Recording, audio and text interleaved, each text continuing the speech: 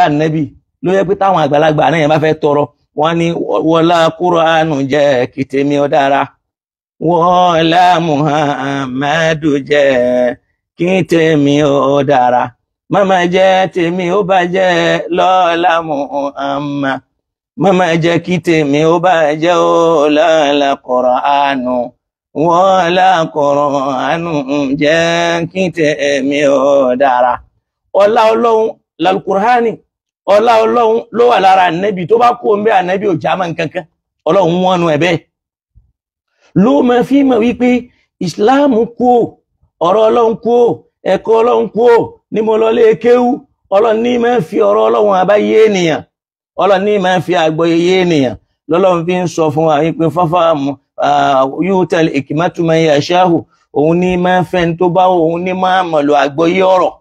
Ká sọ̀rọ̀ kó rí bẹ́ẹ̀, ká sọ̀rọ̀ kó jọ bẹ́ẹ̀, ká sọ̀rọ̀ kó lọ bẹ́ẹ̀. Ọlọ́run ló ní àwa máa fún ẹni tó bá wùn. Kò sọ pé òun ó fẹ́ ẹni tó bá lọ sí yunifásitì, kò lóun ó fẹ́ ẹni tó bá ní dọ́kítọ̀rátì, kò lóun ó fẹ́ ẹni tó bá ní pòfẹ́sọ̀, kò lóun ó fẹ́ ẹni tó bá ní mástà, kò lóun ó fẹ́ ẹni tó bá ní dìgírì. Ó ní yu'tal hikmata man yasha'u, òun ó máa fẹ́ ẹni tó bá wùn òun. So ìwà máa pèpè wípé ẹnìkan ní pálí tó háyà certificate ní ń bẹ lọ́wọ́ ẹ̀, ìwọ fúnra rẹ̀ ò dá Ọlọ́run ọba mọ̀ ní jẹ́ bẹ́ẹ̀. Ó ní kò túmọ̀ sí pé ẹni tí ò ní pálí yẹn ọ̀rọ̀ Ọlọ́run lè yé jù lọ, torí pé nílùú òyìnbó yẹn àwọn tí wọ́n ní pálí wọ́n wúlò fáyé, wọ́n ṣe mọ́tò, wọ́n ṣe software, wọ́n ṣe nǹkan mèremère táyé ń lò, táyé fi rọrùn, tó fi di rọrùn, tá ń gbé bẹ́ẹ̀, tá a lè lò bẹ́ẹ̀. Wọ́n ní pálí lọ́wọ́, àmọ́ oríire táwọn ṣe ni pé wọ́n dáṣẹ́ àwọn tànánù. Wọ́n recognize iṣẹ́ yẹn, wọ́n wò iṣẹ́ yẹn, wọ́n wò bí tó ti ní ààyè, wọ́n wò bí tó ti pégede, wọ́n fi kúnra wọn. Tó bá yẹ pé àwọn bá jókòó pé bá ti bá ayé táwọn kan ṣe tó yẹ pé ṣe láàmà gùn ṣẹ́ṣin lè kárí wa ni. Mbó ni ó ti kárí? Àwa kan ò lẹ́ṣin, àwa kan ò ní ràkúnmí. Ìyẹn fi hàn yí pé wọ́n lo òye, àmọ́ lọ́dọ̀ tàwọn ẹlẹ́sìn ẹ gbọ́dọ̀ fọwọ́ kan o. Àwọn sálàfù ti ṣiṣẹ́, ẹnìkankan ò tún gbọ́dọ̀ tọwọ́ bọ̀ mọ́. Ṣé gbogbo iṣẹ́ làwọn sálàfù ṣe? Wọ́n ti kọ tírà fún wa, kákan lọ bẹ̀ ká lọ máa copy and paste ká sì máa wí. Àlọ́lọ́ ní wattaqullaha, tẹ́ ẹ bá ti níbẹ̀rù Ọlọ́run yu'allimukum, ọba mi ò fún yín nímọ̀. Taqwallahi fi Sheikh Adam zada fi ilmihi, ìbẹ̀rù Ọlọ́run ara Sheikh Adam ni wọ́n fi ń lékún. Wa zada fi fahmi, làgbọ́yé wọ́n fi ń lékún. Wa zada fi bayani, láyé wọ́n fi ń lékún. Kadhalika Sheikhuna Kamal wa Sheikh Yusuf wa Sheikh Tajul Adab wa Sheikh Mustafa Zaglulu Sanus. Ṣé mo pé níjọ́ mi ọ̀rọ̀ tèmi igun mọ̀ ìyàwó lẹ́nu pé mo láwọn kan tá a jọ jẹ́ ìrọ̀ nílé ẹ̀kọ́ tí wọ́n mọ̀ sọ pé ń bolo ti rí tó ń wí. Ọlọ́run ni wallahi kìí ṣe mi o. Wallahi lastu ana, wallahi èmi kan, èmi fúnra mi gan mọ̀ pọ́lọ̀ ni. Wallahi mo mọ̀ pọ́lọ̀ ni. Ó rí pé ọ̀pọ̀ àwọn èèyàn tó ń ṣe wáàsí lórí kinní tá ń wáyé wọ́n ṣe wáàsí mọ́. Fracas wallahi ló pọ̀ jù. Lọ máa wo àwọn topics, ó rí pé kìí ṣe topic ẹ̀sìn,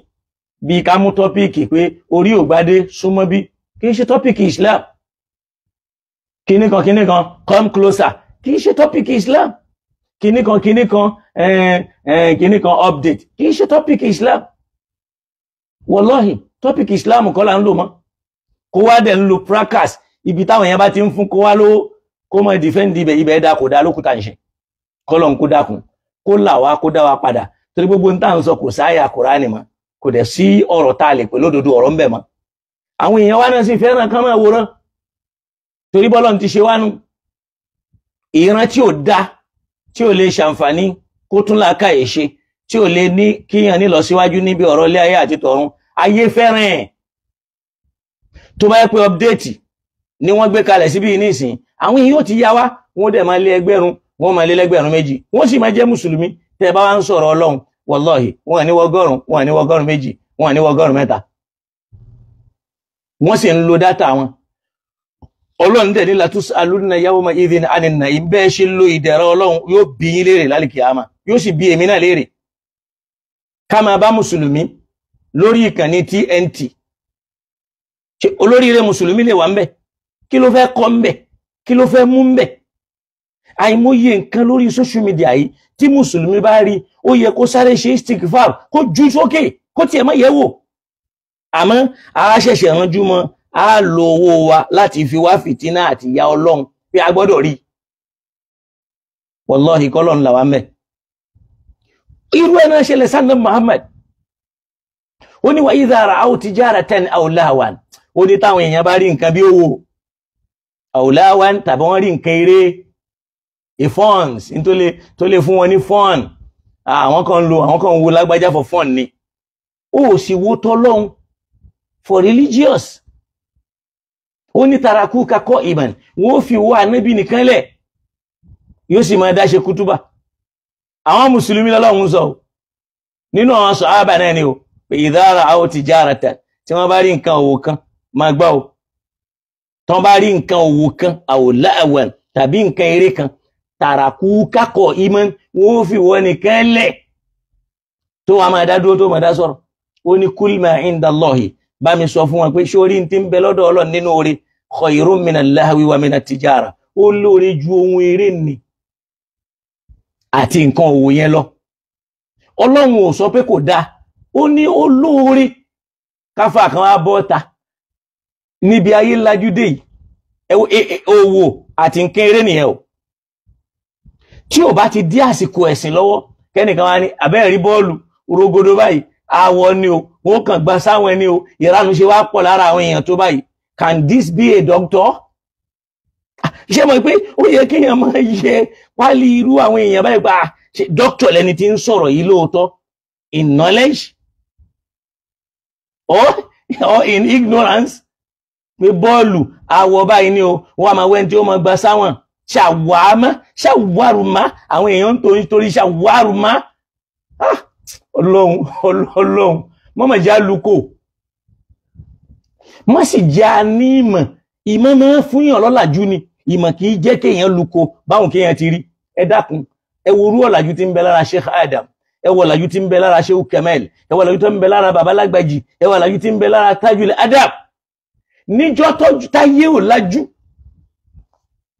táyé ò lájú ẹ wo ọ̀làjú tí ń bẹ lára wọn so ìyẹn fi hàn yí pé Al-Qur'ani yìí òun ní ọ̀nà o lọ́lọ́run fi ń challenge àwọn mùsùlùmí látànáwá ó ní fàátù bí aṣírí súwàrin ó ti ẹ̀ mú súrà mẹ́wàá wá bẹ́ẹ̀ bá lè mú gbogbo ẹ̀ wá ẹ mú mẹ́wàá wá wọ́n sì lè rí mú wá àmọ́ irú Nábì Mùsá wá lójú tó mú wá lójú ayé rẹ̀ tó pè lọ́pàá àwọn Sàárátù Fìràún wọ́n mú rú ẹ̀ wá táwọn náà jọ pàálẹ̀ tó dé jò àbọ̀ ọmọ tó ń sọ ni wọ́n múrù tí Mùsá mú wá wọ́n mú wá àmọ́ Kùránì yìí òun náà ni ó máa jẹ́ everlasting and the biggest and the highest the onlyest miracle in the history of humankind tí wọ́n ní rírú ẹ̀ láyé mọ́ ayé náà mú aṣọ Mùsá ọ̀pá Mùsá dà ẹ tún lọ fi kan omi yẹn bó yóò dé yóò là sí méjì ẹ tún lọ àwọn tí wọ́n lá Nábì Ìsá ń bọ̀ láyé tààrí nísìn tó lè mọ àmọ́ ẹyẹ tó lè ní kó máa fò mọ́ kódà bá Nábì Ìsá bá tó padà wá mọ́ kò lè ṣe é mọ́ débi pé kò tiẹ̀ ní padà wá toró ti kú ó kú tèfètèfè naam ẹ wá jẹ́ ká wá lọ sínú Al-Qur'an ẹ rí pé mo sọ́rọ̀ pé Ọlọ́run ní ma mana'ana an nursila bil ayat kò sí tó kọ̀ fún wa táà fi fún Ànábì Muhammad ní àmì illa an kadhaba biha al-awwalun bí kìí ṣe pé gbogbo àwọn táà fún lámì tó kọjá wọ́n pé àmì nírọ́ ni ó gbọ́ ní kadhaba Thamud wa kadhaba Hud gbogbo àwọn ìjọ yẹn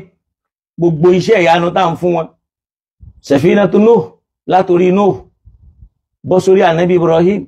lẹ́yìn tó jáde nínú náà torí ẹgbà gbọ́ wọ́n pé iṣẹ́ ìyanu ni wọ́n pè nírọ́ wọ́n sì máa pé ìyanu ni Ọlọ́ni wa atayna Thamuda naqatan mubsira ọ̀sán gangan báyìí lójúkorojú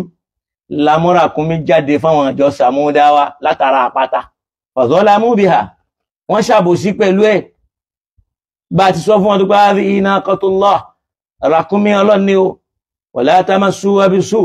ẹ má fi yà jẹ o ẹ má fa burú kan o fatamassakum adhabun alim kí yà burúkú má bá jẹ yín náà o ngbọ́ Ọlọ́run fẹ́ sọ̀rọ̀ ó ní idhin ba'atha ashqaha wọ́n gbé ẹni tó ya olórí ibú dìde nínú wọn ashqaha fakadhabuhu faqaruha wọ́n pè lónírọ́ wọ́n dẹ̀ gún ràkúnmí yẹn pa Ọlọ́run dẹ̀ wá ń sọ fún wa pé gbogbo yẹn náà lèmi Ọlọ́run náà rí ni mo ní iṣẹ́ ìyanu tí n bá fẹ́ mú wá yóò di gègé yóò di kíkà yóò di iṣẹ́ làákàyè yóò di iṣẹ́ ìrònú yóò di iṣẹ́ tá yóò máa rán wòjọ́ tálùkùránì ti ń bẹ wallahi wọ́n àti rí tú pé wallahi wọ́n àti rí tú pé níjọ́ alùkùránì ti wà àìmọye àwọn àyà ti ń bẹ ń bẹ tó yẹ pé tó bá tún gbọ́ yóò máa dàbí pé ṣé kò sí ń bẹ tẹ́lẹ̀ ó sì ń bẹ ń bẹ àmọ́ yóò máa tuntun torí pé Ọlọ́run inna nahnu nazzalna dhikra àwọn Ọlọ́run la sọ kalẹ̀ wa inna lahu lahafidhun àwọn là ń mójútó ìmójútó Ọlọ́run yẹn ló máa fi rí pé hadha al-Qur'an kulla yawmin yatajaddad ìwé yẹn tuntun sí lójoojúmọ́ ni Ọlọ́run wá ń sọ pé kazaba àwọn Sàmúdáwá wọ́n pe ràkúnmí tá fún wọn wọ́n pe nírọ́ zalamu biha wọ́n ṣàbòsí wọn pa ó ní wa ma nursila bil ayati a kì í mú àmì wá illa takhwifa àfi tá a bá fẹ́ fi dẹ́rùbà àwọn èèyàn á dẹ́rùbà wọn tá a bá mú wá tán bá gbọ́ ti wá àwọn Ọlọ́run lè torí ẹ̀ ká pa wọn rẹ́ afáwọn àwọn ìjọ Nuhu lámì àwọn tí ó tẹ̀lé wọn parẹ́ afún Lútù lámì àwọn tí ó tẹ̀lé wọn parẹ́ afún Musa lámì àwọn tí ó tẹ̀lé wọn parẹ́ nínú ti Musa a rí nínú àwọn ìjọ nì náà tó yẹ pé nínú àwọn Sàmẹ́nì wọ̀nyẹn àwọn tọ́lọ́run sọ̀dọ̀ bọ tọ́lọ́run sọ̀dọ̀ ẹlẹ́dẹ̀ wà ńbẹ̀ àwọn asáàbù sábtì wọ́n ń bẹ ńbẹ̀ látara pé wọ́n tẹ̀lé àmì lẹ́yìn tá a fún wọn lámì wọ́n yapa so bá a ti wà yìí náà lóòótọ́ lọ́lọ́run ò kàn ní pàwárẹ́ àmọ́ ó jẹ́ kó yé pé àwọn ìlú kan wà kálíkì àmọ́ tó dé àmọ́ pa wọn rẹ́ ó ní wà ń mi ń kọ́rí yàtí àlàkìnáà ó láwọn ìlú kan ń bẹ o àlàkìnáà a máa pa wọn rẹ́ qabla yawmal qiyamah kálíkì àmọ́ tó dé àwọn mu'azzabuwa tàbí ká jẹ wọ́n níyà ìyẹn lẹ ṣe máa ń rí oríṣiríṣi a lè fìyà jẹ wọ́n àwọn ìlú kan wà á parẹ́ àmọ́ kì í ṣe gbogbo ìlú làwọn Ọlọ́run ó parẹ́ so ìyẹn ń jẹ́ àdéhùn lọ́dọ̀ Ọlọ́run ìdí nìyẹn tí ó fi fún Ànábì Muhammad àmì Ọlọ́run wá ń sọ fún Ànábì Muhammad sallallahu ta'ala alayhi wa sallam látara pé wọ́n ń dá ànábì láàmú Suratun Nisa yóò máa dùn mọ́ mi táwa náà bá lè máa bá mi lọ káwa náà máa yẹ Kùránì wá wò kó mọ̀ jásí pé torí pé lómi yóò padà máa pè mí pé ẹ kó ti àyà kan lẹ́yìn tí mo ti ṣe fídíò tí wọ́n náà sì rí tó wò ó Suratun Nisa àyà 153 Ọlọ́run ní ìrẹ́ Muhammad yas'aluka ahlul kitabi lọ́wọ́ òye kíní kan ní Al-Qur'an tọ́lọ́n bá fẹ́ sọ̀rọ̀ àwọn tí wọ́n bá nẹ́bí Musa ló ìgbà àtàwọn tí wọ́n bá Musa ló gbà Yẹ̀húdí àti Nàsárá ní ó máa fi ròyìn wọn tàbí kó máa sọ pé ya bani Isra'ila kì í sábà pè wọ́n ní ya ahlal kitabi orí Ànábì Muhammad àwọn tó bá nẹ́bí ló gbà tí wọ́n jẹ́ kìtàbí yúd lọ́lọ́run máa sábà lo ya ahlal kitabi ta'alaw ṣoríru ẹ̀ ila kalimatin sawa'in baynana wa baynakum alla na'buda illa Allaha wa la nushrika bihi shay'an wa la yattakhidha ba'duna ba'dan arbaban min dunillah fa in tawallaw faqulu shahadu bi anna muslimun Ọlọ́run kì í lo Nasara tàbí Yẹ̀húdí fáwọn tí wọ́n bá nẹ́bí ló gbà torí pé mi kìí ṣe Yẹ̀húdí nínú wọn Lárúbáwá ń bẹ tóun náà ń jẹ́ alul kitab ẹni tí kìí ṣe ọmọ Lárúbáwá ń bẹ tóun náà ń jẹ́ alul kitab wo Ọlọ́run ọba mi bó ṣe pé tó lọ́wọ́ Kùránì dáadáa tó bá fẹ́ sọ̀rọ̀ àwọn tí wọ́n wà nígbà ayé Musa àti Isa yóò máa sọ̀rọ̀ Nasara yóò máa sọ̀rọ̀ Yẹ̀húdí yóò máa lu ya bani Isra'ila tó bá fẹ́ sọ̀rọ̀ àwọn tó bá nẹ́bí ló gbà yóò máa lo ya ahlal kitabi lọ́wọ́ Kùránì dáadáa irú ẹ̀ lórí ta'alaw ila kalimatin ẹwà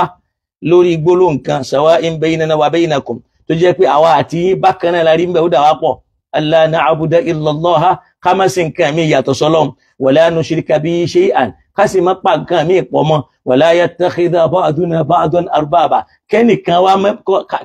wá yìí ká mọ̀ mẹ́nìkan lọ́lọ́hun yàtọ̀ sọ́lọ́hun. Ahlul kitabi ló pè wọ́n ló fi já sí pé àwọn eléyìí náà Ahlul kitabi ló pè wọ́n ó lè pè wọ́n Nasara torí pé wọ́n yàtọ̀ sí ìṣe wọn ó yàtọ̀ sí Nasara torí pé àwọn Nasara Ìsá àti ìyá rẹ̀ ni wọ́n bàbàrà ni wọ́n ń gbé síbi ipò Ọlọ́run. Àwọn Ahlul kitabi ń gbà táwọn dé Ìsá ẹ̀mí mímọ́ àti Ọlọ́run làwọn rí lọ́lọ́run ló fi mọ́ rí náà Kùránì yìí pé a anta qulta linnasi ittakhiduni wa ummiya ilahayni. Ṣé ìwọ ló ní kí àwọn èèyàn kan mú wa àti ìyá rẹ̀ lọ́lọ́run torí pé in tó jẹ́ bísínẹ́sì láyé Ìsánú lẹ́yìn tí Ìsá ò sí mọ́. Kódà ẹni tó kọ́kọ́ kírèétì mẹ́ta lọ́kan láyé ni wọ́n ń pè ní Fada Tẹ̀túlà. Mẹ́ta lọ́kan wà nílùú àwọn òrìṣà tó bá dé Indian wọ́n lóríṣà tán gbà sí mẹ́ta lọ́kan ó wà bẹ́ẹ̀ ní Egypt ó wà bẹ́ẹ̀ lọ́dọ̀ àwọn ìlú ńláńlá tí wọ́n jẹ́ àwọn ancient countries láwọn ìlú àtijọ́. Ọlọ́run wá ń sọ fún Ànábì pé ìrẹ́ Ànábì yas'aluka ahlul kitabi ṣòro àwọn tí wọ́n ń pera wọn lóníwéhùn àwọn oníwéhùn wọ́n ń bọ̀ wá wọ́n béèrè lọ́wọ́ ẹ̀ wọ́n sì ń bi ọ́ léèrè in tí wọ́n ń béèrè ni pé antunazila alayhimu kitaban minas sama pé tó bá já Ànábì Ọlọ́run ní ọlọ́ọ̀tọ́ sọ ìwé kalẹ̀ fún wa láti sánmọ̀ kó má já sí pé ìwọ ló máa sọ tí wọ́n máa kọ́. Ṣó sì mọ̀ yí pé níjọ́ tí Mùsá lọ òun lọ gba láwù wá lọ́dọ̀ Ọlọ́run ni. Nígbà tí Ìsá sì dé òun mú òfin iṣẹ́ ó ń ṣàlàyé tí ń bẹ nínú òfin Mósè la fi ń pè ní Injil tá a fún nímọ̀ rẹ̀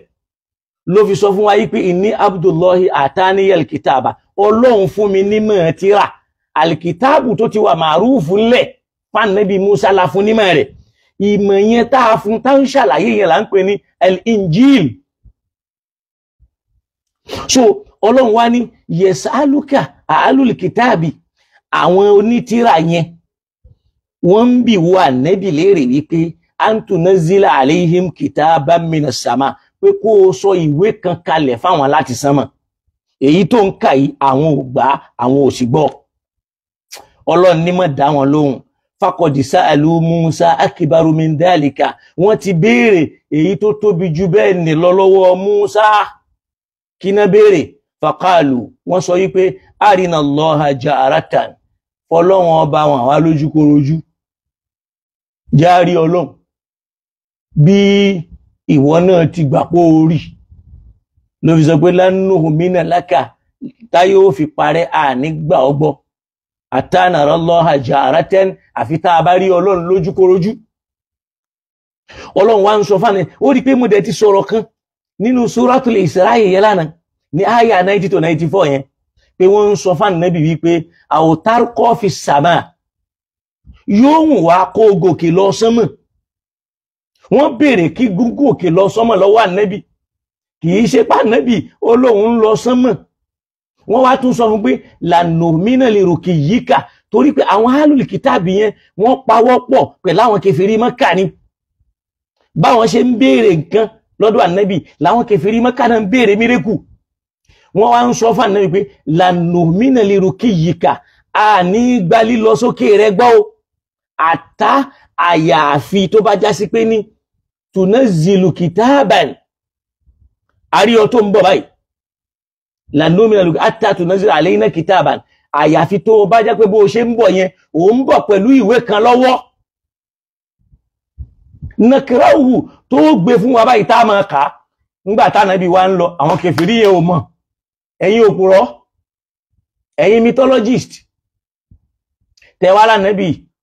ọ̀gànjọ́ òru wọ́n béèrè nǹkan lọ́wọ́ ẹ̀ lọ́sàn wọ́n láwọn ò ní gbà gbọ́ àfi táwọn bá rí kó gòkè lọ lójú àwọn kó sọ̀kalẹ̀ lójú àwọn káwọn rí kó gbé tírà dání káwọn jọ máa kà á ẹ̀ wá ló lọ lóru àwọn kan ló gàkàbà àwọn kan ní wọ́n lé lọ́wọ́ mú àwọn kan lẹ́ṣin kan ló gùn tẹ̀sìn yẹn ń fò ẹṣin àlìbìráàkù tó lọ kírun fún wọn Jerúsálẹ́mù ẹ máa wo àwọn irọ́ wọ́n wá níbẹ̀ lànàbí gbà pé kí lọ sọ́mọ́ ó lọ kírun fáwọn ànábì Ọlọ́run ìbẹ̀rẹ̀ tí wá di sayyidul mursalin wa imamul anbiya ló ti dà ànábì ìmáàmù àwọn ànábì aṣáájú àwọn òjíṣẹ́ lies irọ́ ní gbogbo eléyìí ìyẹn làwọn kèfèrí kan fi ń bínú wọ́n ń sọ ànábì lórúkọ wípé wọ́n ní iṣẹ́ lànábì wa ń fi irọ́ pé àwọn èèyàn ṣẹ̀sìn wà láàlẹ́ ànábì wa ò parọ́ ànábì lọ́tán làwa bẹ̀rẹ̀ sí ní parọ́ lórúkọ ànábì. Can you imagine? Wọ́n challenge ànábì gun sánmà báyìí a ní gbà ọgbọ́ o àyàfi tó bá ń bọ̀ báyìí kárí pé ó gbéwé kan dání náà kó gbé dé báyìí ká máa kà á káwọn jọ fojú rí. Ọlọ́run dẹ̀ ní kúl sọ fún wọn pé subhana rabbi mímọ́ Ọlọ́run ọba mi jù bẹ́ẹ̀ tí ń sọ yìí lọ ẹlùkúntù illa basharan rasula ẹlùkúntù ṣé mi jẹ́ nǹkan kan ni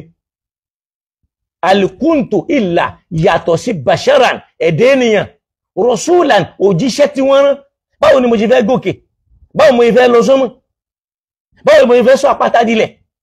báwo ni mo fẹ́ mú mi jáde nínú ilẹ̀ báwo mo fẹ́ sọ kíní kan di góòlì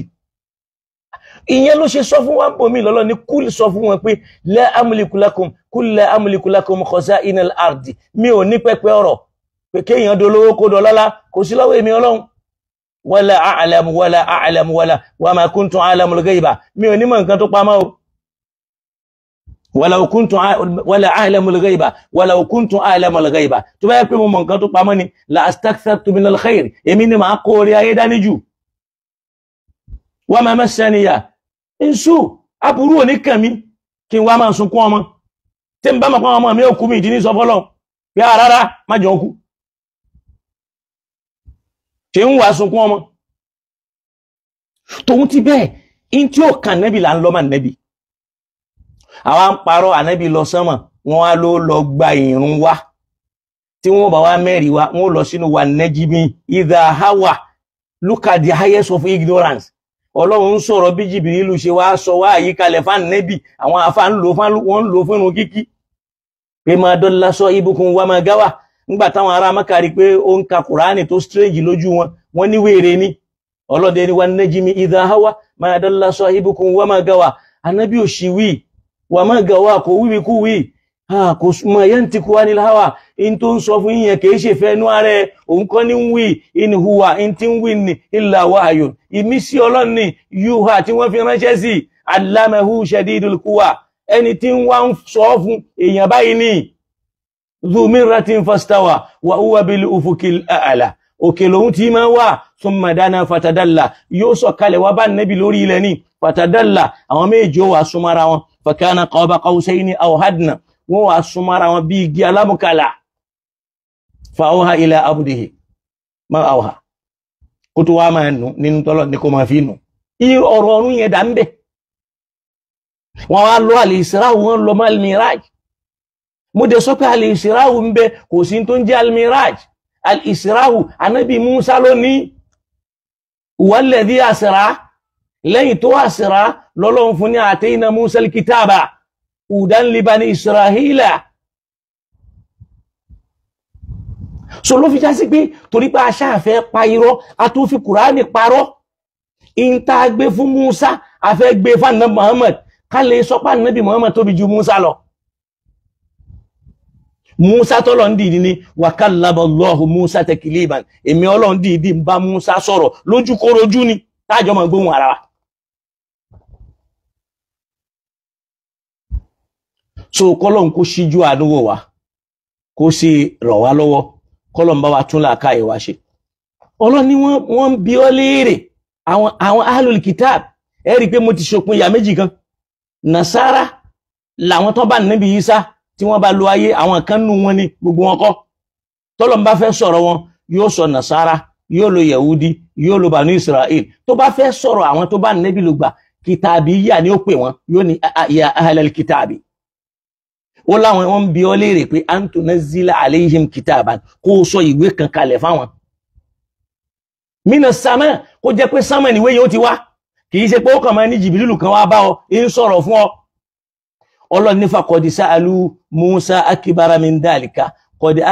qad sa'alu akbara min dalika wọ́n béèrè ń tó ju bẹ́ẹ̀ lọ èyí tó tóbi ju bá ní lọ tí ń jọ lójú ni wọ́n béèrè lọ́wọ́ Musa faqalu arina Allaha jaratan wọ́n ní fi afẹ́ rí Ọlọ́run járí lójúkorojú Suratu Nisa aya 153 tó bá tún já lọ sínú Suratul Baqara aya 118 ó rí pé Al-Qur'ani ni mò ń kóòtì wa qala alladhina la ya'lamun àwọn aláìmọ̀ kan sọ wípé ṣọ̀n pé táwọn kìtàbíyà rẹ̀ àwọn eléyìí kìí ṣe pé Yahudi Ọlọ́run ò pè wọ́n Yahudi kò pè wọ́n Nasara ó pè wọ́n ahlal kitab nítorí pé Yahudi ń bẹ nínú wọn ẹni tí kìí ṣe Yahudi ń bẹ nínú wọn ìran Lárúbáwá ń bẹ nínú wọn gbogbo ìran oríṣiríṣi tí ń bẹ ńjọ́ náà ló wà ń bẹ ọmọ Lárúbáwá tó ń jẹ́ ahlul kitab ń bẹ ó lè pè Nasara torí pé kìí ṣara Nazareth ó lè pè Yahudi torí kò pẹ̀lú àwọn ará àmọ́lẹ́yìn Musa tó sọ pé inna uduna ilayka so lọ́lọ́run wọ́wọ́ Ọlọ́run fún rẹ̀ táwọn kan bá wá ń sọ fún ẹ pé Christianity ó yàtọ̀ sí Nazareti ẹ̀rí kan rẹ̀ o ẹ̀rí kan lélẹ́yìí o bọ́ ahlul kitabi ni wọ́n o mo ti sọ̀rọ̀ yìí náà rí tẹ́nìkan bínú nínú àwọn tí wọ́n jẹ́ ọmọlẹ́yìn ọmọ ìyá mi Adégún àkọlọ́n jẹ́ kẹ́mìrẹ́ ogun torí mo gbọ́nú platform lè máa gbọ́n tálùbàrá tó ń kún ahlul kitabi ẹ ṣé kò wá síwèé lọ́wọ́ wọn ni ṣáwá lè pelégún ní ahlul kitabi wọn níwèé ìwé yẹn náà àwọn náà sì ń lò láti fi convert wọn sínú Islam a lè pè wọ́n ní Nasareti a lè pè wọ́n ní Christianity a sì pè wọ́n ní peoples of books torí Ọlọ́run pé àwọn tán bá Nábì ló gbà bẹ́ẹ̀ tí gbàgbọ́ tí wọ́n sì rọ̀ mọ́ mẹ́ta lọ́kan àlọ́lọ́run ló ní mímọ̀ ìmọ̀ yàtọ̀ sí tó ń kanú tírà ó kàrònú ẹnìkan ìrònú ti wọ́dà tí wọ́n lè mẹ́rin lé Sheikh Adamu ló jẹ́ àmà pé ò tí ìdàfà lódiwọ̀n tó bá ń ka tírà ó ń tírà ìjọ tó bá dàfà níjọ́ tí wọ́n náà bá lè sọ̀rọ̀ tó lè mú ẹ̀rí rẹ̀ wá gbogbo àwọn alágbádá yẹn wọn à ń ṣàfà ọmọ kéwú ni wọn o àwọn alágbádá wọn àtúnṣan àwọn alágbádá tí ẹ pé ṣéwù kan sọ pé ṣéwù kan sọ pé ṣéwù kan sọ pé ọmọ kéwú ni wọn o Ọlọ́ni wa qala alladhina la ya'lamun àwọn tí wọ́n dá kan mọ̀ tí wọ́n jẹ́ kèfèrí ẹ wá gbọ́n táwọn náà tún sọ wọ́n ní lawla yukallimuna Allah tọ́lọ́ ń bá lè bá wa sọ̀rọ̀ bó ṣe bá Musa sọ̀rọ̀ àgbà fún wa Muhammad condition kanu àwòtáàtì náà háyà tàbí kó fún wa lámì kó fún wa níṣẹ́ ìyanu kan èmi ò mọ̀ bí tá ti rí pé òṣùpá ó pín sí méjì láyá irọ́ àwa mùsùlùmí irọ́ ti báyé wa jẹ́ irọ́ wallahi wọ́n fi ṣe wá irọ́ Ànábì ó ní òṣùpá pín sí méjì ìkan wá bọ́ sí èjìká rẹ̀ ọ̀tún ìkan bọ́ sí èjìká rẹ̀ òsì ìkan bọ́ sórí òkè Sọ̀fà ìkan bọ́ sórí ó wà nù Sahih Bukhari o ó wà nù the most authentic book o ó wà nù ìwé tán pè l'authentic o ó wà nù ìwé Bukhari o tí wọ́n gbà kóhùn ló pé kéré jù irọ́ yìí ń bẹ́m̀bẹ̀ o àwọn àkàdíbùn wọ́fìtìráwò yìí ń bẹ́m̀bẹ̀ o ìyẹn lẹ́rin ẹnìkan ṣe ń pa mí ó lóun ó bá mi ṣe dìbéètì lórí ọ̀rọ̀ àdísù tí mo sọ kọjá narahibuhu we are welcoming you ahlan wa sahlan wa marhaba it's a good development we love you for that we will meet with special package eléyìí ó ń bọ̀ soon ẹnìkan ń béèrè fún pé òun fẹ́ ṣe dìbéètì kódà ẹni tẹ́ mọ̀ tí gbogbo yín máa ń rí pé àgbà pé tẹ́ máa ń wò níwò àgbà fà ni Ọlọ́run jẹ́ kó lọ bá àti fẹ́ kó rí yẹn náà wọ́n ń ṣiṣẹ́ lé lọ́wọ́ so ẹ̀pẹ́ lèmi wà ẹni yẹn náà wà ń lu kan tí mi ní dárúkọ ní stéètì mi àwọn àjọ pàdé lẹ́kọ̀ọ́ torí pé tí ẹni yẹn bá kúrò níbi tó ti ń bọ̀ ni tó bá dẹ́kọ̀ọ́ èmi ò tí ní ilé dẹ́kọ̀ọ́ látẹ̀pẹ́ pẹ̀lú ògo lọ́dọ̀ Ọlọ́run ẹ ríran wò ó fẹ́ wá dìfẹ́ndì àdísù èmi fẹ́ dìfẹ́ndì alukùránù ẹ rí pé mo ṣoríire ó fẹ́ wá dìfẹ́ndì àwọn àdísù a sì lágbà àdísù gbọ́ o èyí tá gbàgbọ́ lèyí tó yapa alukùránù o torí pé tí wọ́n bá sọ wọn aláwọn ọ̀tá àdísù àwọn ọ̀tá súnnà kùránì náà sì rí àdísù ni nam ẹjá tẹ̀síwájú qala alladhina la ya'lamun àwọn kèfèrí aláìmọ̀kan èyí táwọn onítìrà sọnù ẹwà gbọ́n táwọn sọ ó ní laula yukallimuna Allah tọ́lọ̀ ń bá lè bá àwọn sọ̀rọ̀ àwòtá àti háyà tàbí kárí àmì báyìí kárí iṣẹ́ ìyanu kan wọ́n rí Quran sí nǹkan kan tó jẹ́ iṣẹ́ ìyanu wọ́n sì mọ̀ pé iṣẹ́ ìyanu ni àmọ́ nítorí pé wọ́n fẹ́ gbọ́ wọ́n fẹ́ gbà wọ́n distract attention they will be distracting you from what you are saying they will be disturbing you they will be throwing stones bad words they will be saying bad things about you just to make you to set back so you won't be able to be saying the truth again but tó bá jẹ́ pé Ọlọ́run ọba mi ló rán ọ ni you won't mind you won't care you won't see them you will continue your own torí pé Ọlọ́run ti jẹ́ kó yé wa ní al-Qur'an pé wa idha qara'ta al-Qur'ana tí wà Ànábì bá ti ń ka al-Qur'an ja'alna baynaka wa bayna alladhina la yu'minuna bil akhirah a fi sí àárín ìwọ àtàwọn tí wọ́n nígbàgbọ́ nípa àti pàdé wa ọjọ́ kẹ́yìn yẹn hijaban gàgá kan tí wọ́n ní rí ọ tarahum yanzuruna ilayka ìwọ ni wọ́n máa rí pé wọ́n wò ọ́ wa hum la yubsiruna they didn't see you they won't see you as a scholar they won't see you as a someone who is knowledgeable they won't see you because Almighty Allah has covered their eye with unseen fame Ọlọ́run ti bojú wọn pẹ̀lú gàgá tí wọ́n rí ló fi ní ja'alna baynaka wa bayna alladhina la yu'minuna bil akhirah hijaban mastura gàgá kan tá fi pamọ́ when you are reading Quran they won't see you as a scholar they will be seeing you as nothing because they won't see the quality of Quran they won't see the beauty of Quran they won't see the miracle of Quran they won't see it in you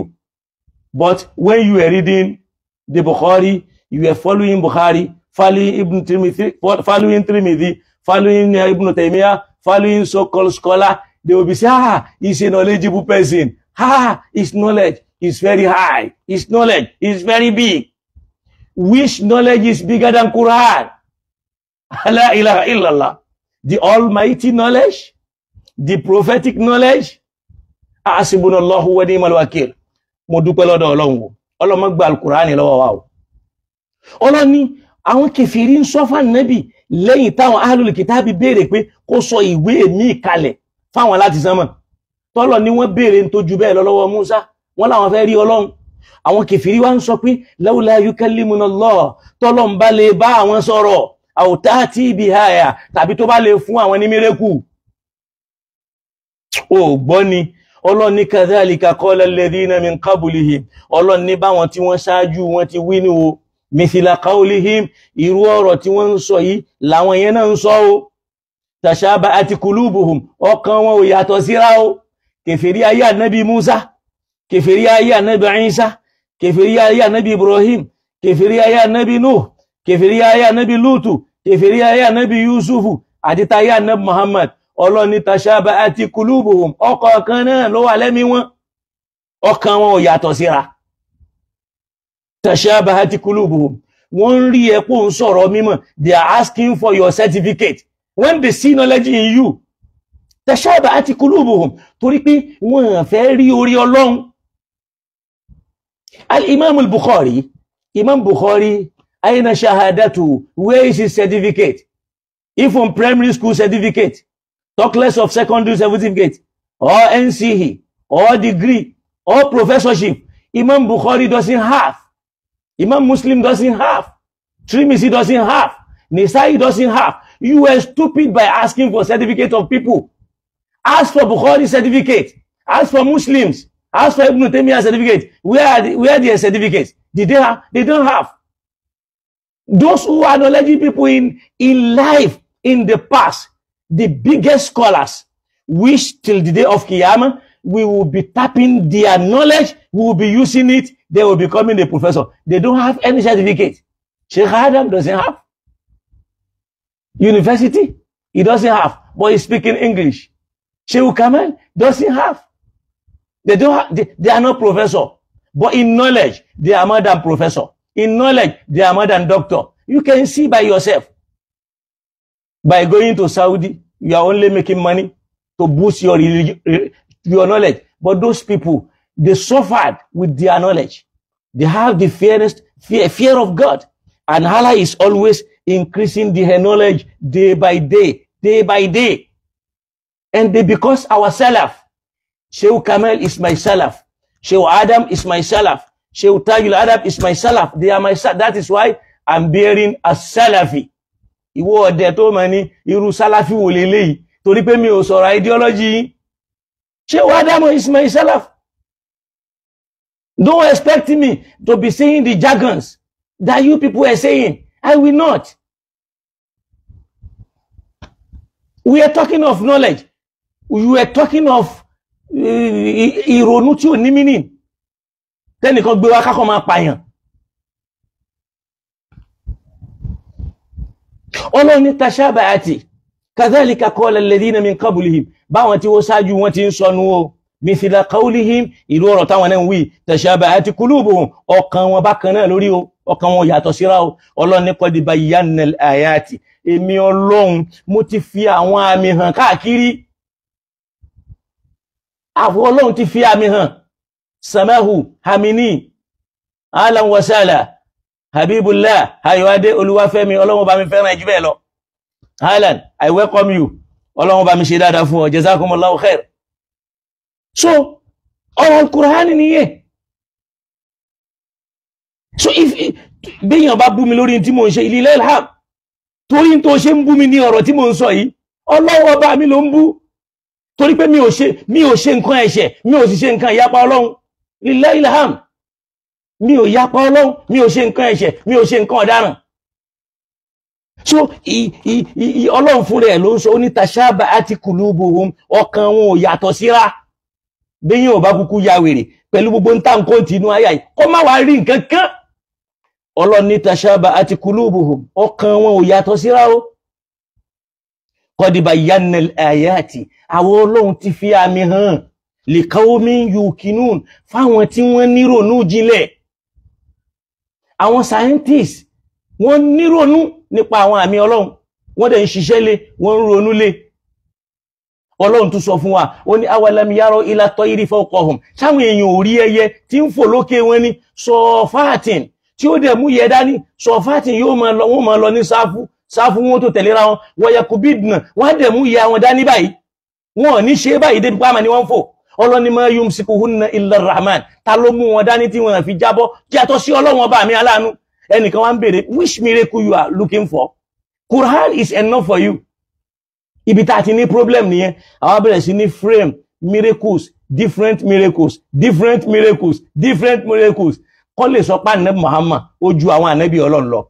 Ànábì tóbi lóòótọ́, àmọ́ àwọn ànábì tí wọ́n tóbi jù Ànábì Muhammad lọ ń bẹ. Ibrahim tóbi jù Ànábì Muhammad lọ. Ó tóbi jù Ànábì Muhammad lọ. Kódà Musa ó tóbi jù Ànábì Muhammad lọ.